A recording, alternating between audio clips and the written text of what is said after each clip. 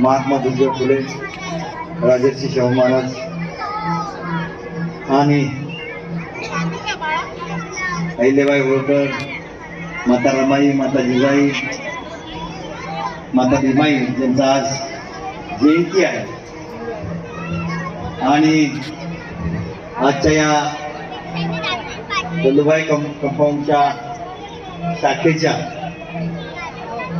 निमित्तानं उपस्थित असलेले मुंबई प्रदेशचे सरचिटणीस दयानंद बडेकरजी, ऑडिटर सागर गंगोलीजी, सुनील बनसोडेजी, बुद्धिताई लोखंडे, परत दुसरे आमचे लोखंडे बोधाचार्य, महाराष्ट्र मुंबईच्या सरचिटणीस सोनालीताई आणि सर्व पदाधिकारी बंधू आणि भगिनी ज्यांच्यामुळे हा कार्यक्रम संपन्न होतोय ते लुलूभाई कंपनीच्या शाखेच्या अध्यक्षा पारखेताई आणि त्यांचे मिस्टर पारखे सर आणि तुम्ही सगळे जमलेले ज्यांच्यामुळे हा कार्यक्रम छान होतोय, तुम्ही सगळे जमलेले जास्तीत जास्त महिला बालमित्र यांना सगळ्यांना जय भीम. मी तुमचा जास्त वेळ घेणार नाही कारण मी बघतोय की लहान बच्चे कंपनी आहेत आणि त्यांना गीतं म्हणायची आहेत, डान्स करायचं आहे, गाणी म्हणायची आहेत आणि ते मी फक्त तुमचं कौतुक करण्यासाठी या ठिकाणी उपस्थित झालोय की भारतीय बौद्ध महासभेच्या इतिहासामध्ये एक महिला राष्ट्रीय अध्यक्षा होती ती म्हणजे बाबासाहेब आंबेडकरांची सुनबाई आदरणीय माबासाहेब मिळत आंबेडकर. गेली 45 वर्ष त्यांनी अध्यक्ष बसूनच पूर्ण धम्म चळवळ सगळ्या देशभर केली. त्यांच्यानंतर आता भीमराव आंबेडकर साहेब ही जी धम्म पताका आहे ती घेऊन झाली, परंतु ताईसाहेबांच्या काळात महिलांना 3 महिलांना संधी होती कार्यकारिणीत काम करण्याची, उपाध्यक्ष आणि 2 सचिव. परंतु डॉक्टर भीमराव आंबेडकर साहेबांच्या काळात महिलांची कार्यकारिणी वेगळी, पुरुषांची कार्यकारिणी वेगळी अशा करण्याचा प्रघात सुरू झाला 15 ऑगस्ट 2023 साली. आणि आज कर्नाटक, मध्य प्रदेश, गुजरात, राजस्थान, मुंबई, महाराष्ट्र या सगळ्यामध्ये महिलांच्या कार्यकारिण्या निवडूनच्या राज्याच्या कार्यकारिण्या आणि महाराष्ट्रात बघितलं 51 जिल्ह्यांच्या महिला कार्यकारिण्या निर्माण झालेल्या आहेत आणि मुंबईमध्ये 6च्या 6 जिल्ह्यांच्या कार्यकारिण्या.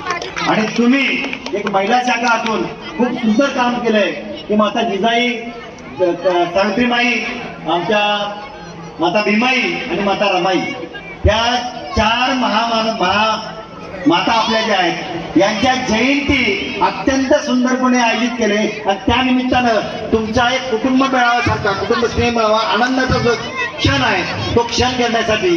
परंतु या महिला ज्या आहेत या महिलांनी काय केलंय, या महिलांनी तुमच्या माझ्यासाठी काय केलंय, तर सर्वात महत्वाची गोष्ट म्हणजे माता जिजाऊ म्हणली तर जिजाऊनं कोणाला घडवलं?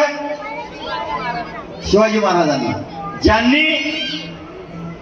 ज्यांनी या महाराष्ट्रामध्ये स्वराज्याची स्थापना केली आणि त्यांच्या राज्यामध्ये कुठल्याही महिलेवर कुणावरही अत्याचार होत नव्हता आणि जर कोणी केला तर त्याचा हात कलंकलं जायचं असं जिजाऊचं जे काय महत्व होतं ते जिजाऊनं शिवाजी महाराजाला घडवलं. दुसरं, सावित्रीबाई महात्मा ज्योतिबा फुलेंनी शाळा सुरू केली आणि पहिली शाळाची शिक्षिका कोण होती तर सावित्रीबाई. तुमच्या माझ्यासाठी शाळा सुरू करणारी जे महात्मा फुले आणि सावित्रीबाई, त्या सावित्रीबाई त्यांची आपण जयंती करतात. त्यांनी शिक्षणासाठी, महिलांच्या शिक्षणासाठी अंगावर काय घालले? शेण, शिव्या, शाप, चिखल सगळं अंगावर घेतलाय. तरी सुद्धा महात्मा फुले आणि सावित्रीबाई डगमगली नाही. त्यांच्यामुळे आज आपल्याला सगळ्यांना आपण सुटापुटात आलं. एवढंच नाही तर मग माता भीमाई आहे. माता भीमाई सुद्धा कुणाच्या पाठीशी होती? ती रामजी बाबांच्या पाठीशी. आणि माता भीमाई यांनी कुणाला जन्म घातला? कुणाला जन्म घातला? बाबासाहेबांना 14 रत्न, 14 मुलं आणि 14 रत्न बाबासाहेब आंबेडकर. ते तुमच्या माझ्या सगळ्यांचं म्हणजे मग शिवाजी महाराज, छत्रपती शाहू महाराज, आपले सावित्रीबाई, महात्मा फुले यांचा जो वारसा आहे तो वारसा खऱ्या अर्थाने जर कोणी पेरला असेल ते डॉक्टर बाबासाहेब आंबेडकर. मनुस्मृतीचं दहन केलं, ज्या मनुस्मृतीनं आपल्या तुम्हाला तुमच्या सगळ्या महिलांना, मागासवर्गीय अस्पृश्य लोकांना शिवाशिव शिवायचं पण नव्हतं. आणि एक त्याच्यात तरतूद काय केली होती, महिला ही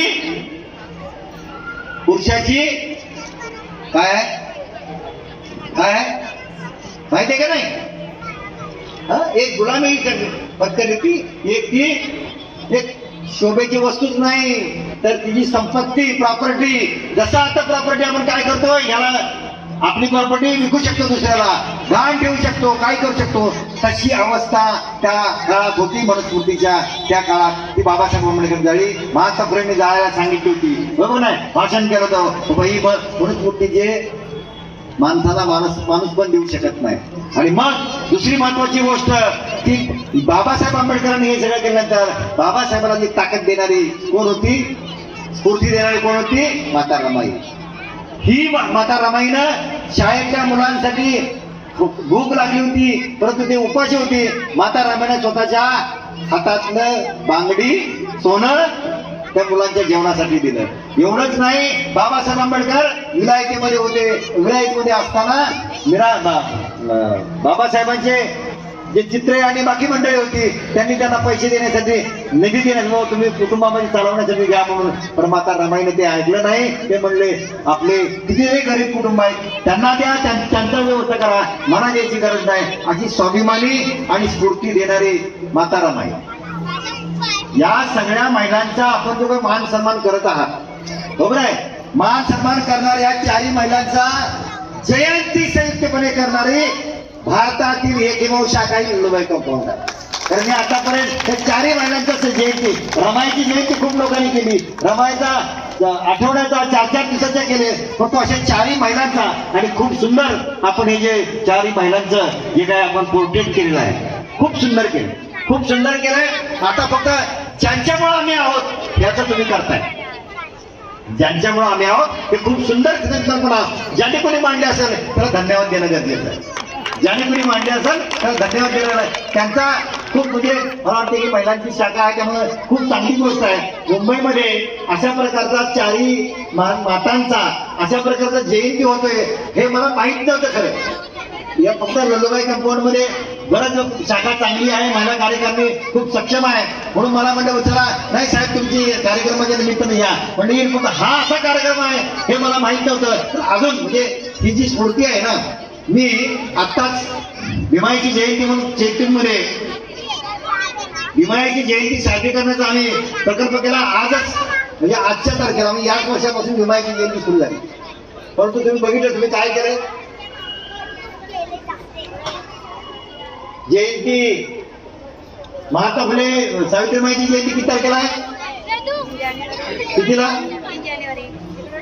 3 जानेवारीला, 3 जानेवारी बरोबर आहे. माता जिजाईची किती, 12 काय, 12 जानेवारी बरोबर. माता भीमाईची 14 आणि माता रमाईची जानेवारी फेब्रुवारी. आपल्या आयुष्यातले अत्यंत महत्वाचे. मी फक्त तुमचंच सांगत नाही, कारण ह्या माता जर घडल्या नसता तर त्यांचे पुरुष, मग मुलगा असेल, पती असेल, ते घडले नसते. आणि तुमचं माझं आज सुखापोटात आम्ही जे आहोत ना आणि आपण जेव्हा गर्वानं बोलतोय ते घडलं नसतं, यांनी सगळ्यांना दिलंय. त्यामुळं आता तुमच्या या निमित्तानं मी आता चेटुमीत सांगितलं की मी माता रमाईची माता भीमाईची जयंती ही 31 मार्च पर्यंत व्हायला पाहिजे असं मी आता सांगून आलोय. पण त्यात मी थोडासा बदल करतोय आणि यापुढे आता इथून आजच्या तारखेपासून पुढे 31 मार्च पर्यंत माता जिजाई, माता सावित्रीबाई, माता भीमाई आणि माता रमाई हे चारही मातांची जयंती 31 मार्च पर्यंत केली जाईल. कारण 1 एप्रिल नंतर बाबासाहेब आंबेडकरांची जयंती सुरू होईल. त्यामुळं या मातांना आपण एक त्यांनी काय त्याग केला, त्यांनी कसं केलंय, काय केलंय याची अत्यंत महत्वाची जी ठेवण आहे ती आज त्या निमित्तानं लहान मुलांना मुलांना कळेल. आज आनंदाच्या वातावरणात का होईना, गाणे आणि डान्सच्या निमित्ताने का होईना, पण हे तुम्ही कार्यक्रम करताय अत्यंत चांगली गोष्ट आहे. पुन्हा एकदा नंदुबाई कंपाऊंडच्या आमच्या पारखेताई आणि सगळी तुमची शाखा मंडळ सगळी त्यांचं खूप खूप अभिनंदन करतो. आणि आपला अधिक वेळ न घेता डान्स आणि हा तुमचा सांस्कृतिक कार्यक्रम आहे त्याला खूप खूप शुभेच्छा. आणि या जयंतीच्या निमित्तानं तुम्हाला सगळ्यांना पुन्हा एकदा शुभेच्छा देऊन या मातांचा आपला जो इतिहास आहे तो इतिहास आपल्याला दोहरावा लागेल. आणि ज्या मनुस्मृतीनं किंवा ज्या संस्कृतीनं आपल्याला प्रॉपर्टी म्हणून महिलांना वापरलं किंवा पुरुषांना नाही दिलं, ते मात्र आता पुन्हा आणण्याचा घाट काही मंडळी करत आहेत. संविधानाच्या मिळालेले जे काय अधिकार आहेत ते घालवून पुन्हा आपल्याला गळ्यात मडका आणि पाठीला खराटा अशा करण्याच्या प्रवृत्तीत लोक आहेत. त्यामुळं वेळ खूप वाईट आहे. त्यामुळं या सगळ्याचा विचार करून येणारा पुढचा काळ आहे त्याच्यासाठी आपल्याला बाबासाहेब आंबेडकरची विचारधारा, बुद्धाची विचारधारावर आपल्याला काम करावं लागेल. आणि त्या या महामातेंना, या मातेंना आपल्याला तीच खरी आराधना होईल असं मला वाटतंय. त्यानिमित्त पुन्हा एकदा आपण कामाला सुरुवात करूया अशी अपेक्षा व्यक्त करतो आणि पुन्हा एकदा आपल्या सगळ्यांना शुभेच्छा देतो. जय भीम, जय बुद्ध, जय भारत, जय शिवराय. धन्यवाद भंडारे साहेब. शाखेला खूप खूप शुभेच्छा दिल्याबद्दल.